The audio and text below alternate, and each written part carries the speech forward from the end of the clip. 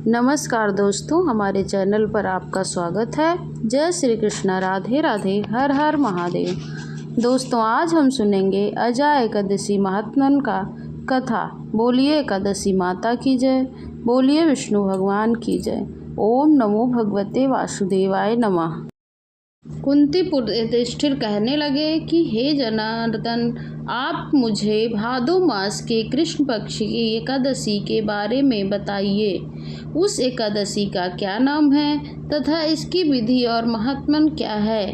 भगवान श्री कृष्ण बोले, हे राजन, सब प्रकार के पापों को नष्ट करने वाली इस एकादशी का नाम अजा एकादशी है। इसका व्रत करने से मनुष्य सब पापों से मुक्त हो जाता है। जो मनुष्य इस दिन भगवान हृषिकेश का पूजन करता है उसको निश्चय ही वैकुंठ की प्राप्ति होती है। इस संबंध में मैं एक कथा सुनाता हूँ, आप ध्यान पूर्वक सुने। प्राचीन काल में हरिश्चंद्र नाम का एक अत्यंत प्रतापी वीर सत्यवादी चक्रवर्ती राजा राज करता था।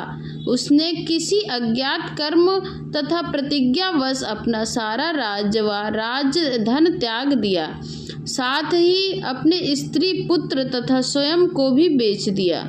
वह राजा चांडाल का दास बनकर सत्य को धारण करता रहा, मगर किसी प्रकार भी सत्य से विचलित नहीं हुआ। कई बार राजा चिंता के समुद्र में डूबकर अपने मन में विचारने लगता था कि मैं कहाँ जाऊँ, क्या करूँ जिससे मेरा उद्धार हो। इस प्रकार कष्ट झेलते राजा को कई वर्ष बीत गए थे। एक दिन राजा इसी चिंता में बैठा हुआ था कि गौतम ऋषि आ गए। राजा ने प्रणाम करके उनको अपना समस्त दुख और वृत्तांत सुनाया। यह सुनकर गौतम ऋषि कहने लगे कि राजन, तुम्हारे भाग्य से आज से 7वें दिन भाद्रपद कृष्ण पक्ष की अजा नाम की एकादशी आएगी। तुम विधि पूर्वक उसका व्रत करो। इस व्रत के प्रभाव से तुम्हारे समस्त पाप नष्ट हो जाएंगे। इस प्रकार राजा से कहकर गौतम ऋषि उसी समय अंतर्ध्यान हो गए और राजा ने उनके कथा अनुसार एकादशी आने पर विधि पूर्वक व्रत व जागरण किया। उस व्रत के प्रभाव से राजा के समस्त पाप नष्ट हो गए। आकाश में बाजे बजने लगे और पुष्पों की वर्षा होने लगी। ब्रह्मा, विष्णु, शिव तथा इंद्रादि देवता भी उनके सामने आकर उपस्थित हो गए।